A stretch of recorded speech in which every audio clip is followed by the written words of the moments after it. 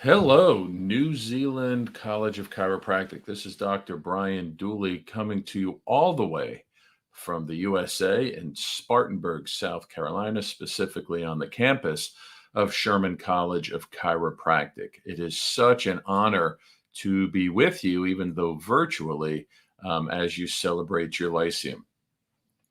So I want to open up with a little story, if I may. Back during, I would say it was July 2020, during the height of COVID, my father was in the hospital due to pneumonia. And here in the US, they wouldn't let anybody in the hospital. So my mother was still at home. So dad was safe. Dad's doing fine now. But during that time, my mother decided she would take care of some things around the house and asked me for help with changing some light bulbs in her kitchen. So she has some really high ceilings in her kitchen. So when I got there, she asked, "Let me get you a step stool so that I could step up and change the light bulbs." So as I get up on the step stool, my mother says, "Is that one okay? Or would you like a step stool that's safe?" And I sort of laughed at that because that's kind of the thing. If you know my mother, that's kind of the thing that comes out of my mouth. But inherent in that statement was the importance of a solid foundation. Because when we have a solid foundation, that is what we stand upon so that we can do the great things in life that we want to do, especially as chiropractors with our chiropractic students and our patients and our communities. And so the foundation that we stand on chiropractically is going to be philosophy. Traditionally, we've looked at philosophy, science, and art as a three-legged stool. So there's the legs that hold up this piece we call chiropractic. But I really want you to think about philosophy, science, and art as levels of a pyramid. So the bottom is going to be philosophy. That's your foundation. The middle piece is going to be your science. And then the upper piece is going to be your art. And think about it. If we take away the bottom piece of the philosophy, we still have a pyramid of science and art, but it's much smaller and therefore it will do a much smaller impact on the world. If we take away the middle piece of science, then again, that art comes down into the philosophy, but we don't really know what it is we're doing. So science is super, super important. And then if we take away the top piece of our art, yeah, we may be well grounded and have a solid foundation. We may know what we're doing, but if we don't practice, then we're not making the biggest impact as possible. So in order to have that complete pyramid, we need the philosophy, the science, and the art. And in order for the science and the art to stand strong, it's going to need a nice, thick, solid foundation underneath it. Here in the United States, recently in Miami, Florida, you may have heard it in the news, is we had a building collapse and a bunch of people died in it. And the issue that happened was the foundation of that building was not maintained and it was not strong. And so it collapsed under its own weight. And now that building doesn't exist anymore. That's what we don't want to have in chiropractic. There are people coming at us from all sides. And us as philosophical chiropractors, grounded in the 33 principles, we can stand strong on that foundation as long as we adhere to it. And so I want to tell you a story about my daughter when she was born. So I was not in chiropractic at that time. She was born in 1996. And the pregnancy for my wife was uncomfortable for a long time. When we got time, we had 2 trips to the hospital that we did not, where we didn't have a baby. And so then we finally get back to the hospital and we know that baby will show up at this time. My wife literally pushed for about 4 hours every 5 minutes. Baby's not coming. Baby's not coming. Baby's not coming. Do you think that puts stress on the baby? And then do you think that puts stress on my wife? And of course it does. So finally, when they decided we were going to get baby, she had started pushing somewhere early in the morning, and it was getting to be around 8 o'clock, 9 o'clock in the morning at this point. She had been pushing since about 4, 5 o'clock. They put a little vacuum on her head. And so that was how they decided to extract her. It was not a forceps delivery, but kind of sort of the same thing, right? And think about that. We have a curve, a neck curve in our spine. And when we put pressure on that, what does it do to that neck curve? And yeah, it straightens it out. And I say all that for just a minute. And so when my daughter was born, she had the cord wrapped around her neck. So they whisked my daughter away from my wife. So they didn't get that mother bonding moment at that point. My wife actually had bad hemorrhaging. So there wasn't that connection, if you will, between mother and daughter. And so fast forward a few years, my daughter has earaches all the time. We're going to the pediatrician left and right because, again, we weren't in chiropractic at this moment.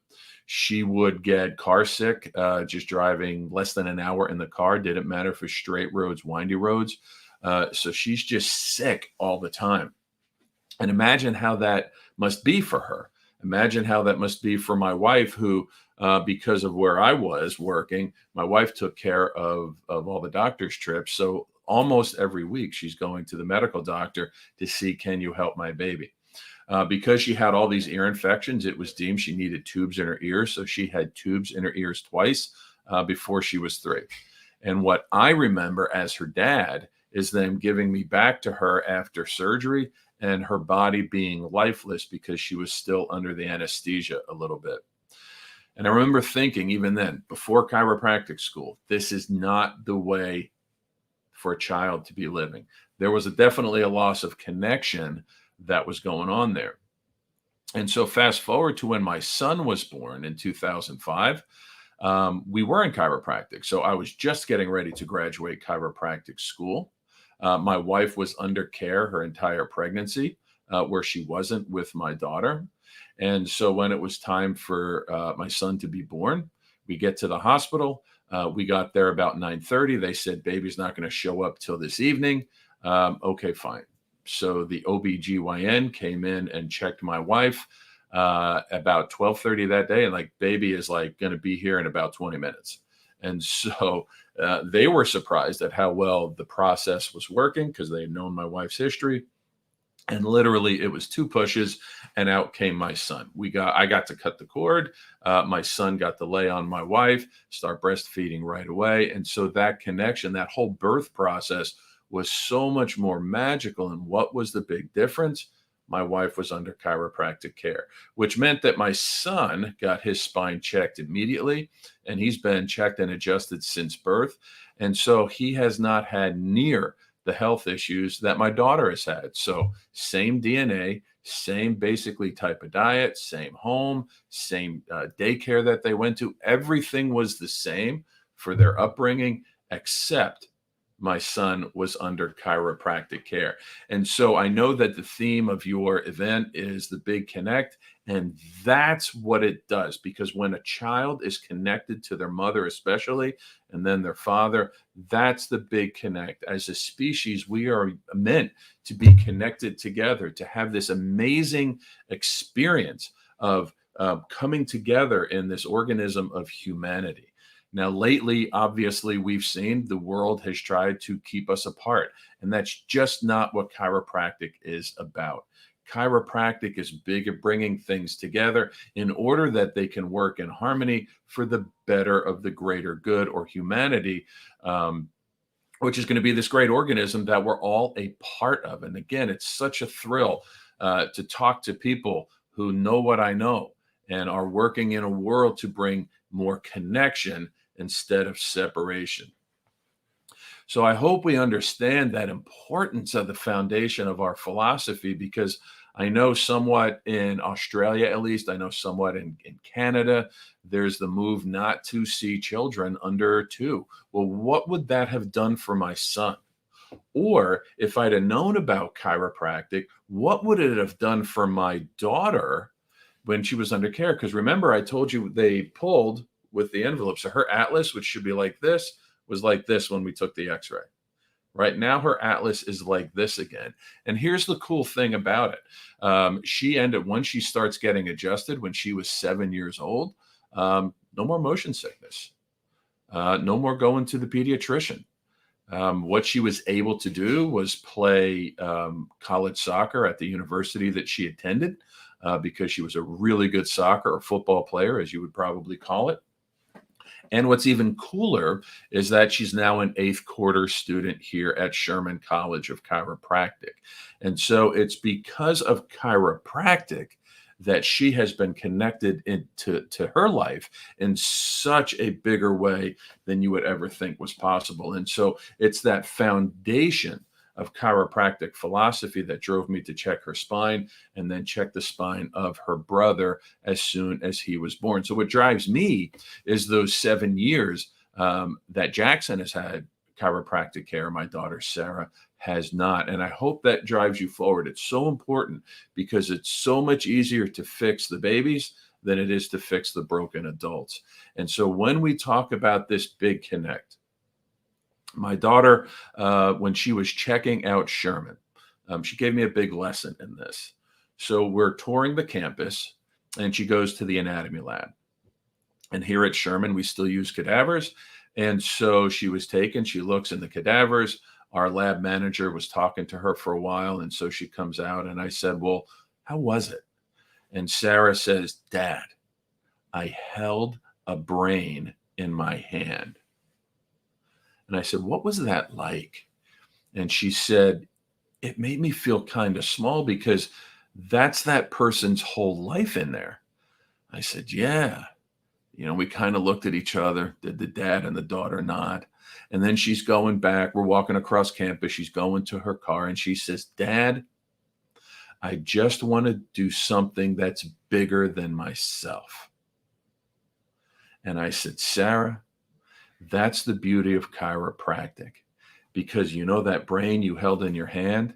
And she said, yeah. He said, our job is to connect it to the innate intelligence inside of it so that it can have the biggest life ever. That's the big connect and what chiropractic can offer. I want to thank you again for allowing me to be part of the wonderful New Zealand College of Chiropractic. I hope one day I can visit soon. I would love to see it down there. And I will end with this. Dr. Tom Gilardi, who is the founder of Sherman College, recently spoke to one of my classes, and he said at the end, I love being a chiropractor. I see magic every day. And I hope that you too will see magic every day. Thank you, and have a wonderful, wonderful event.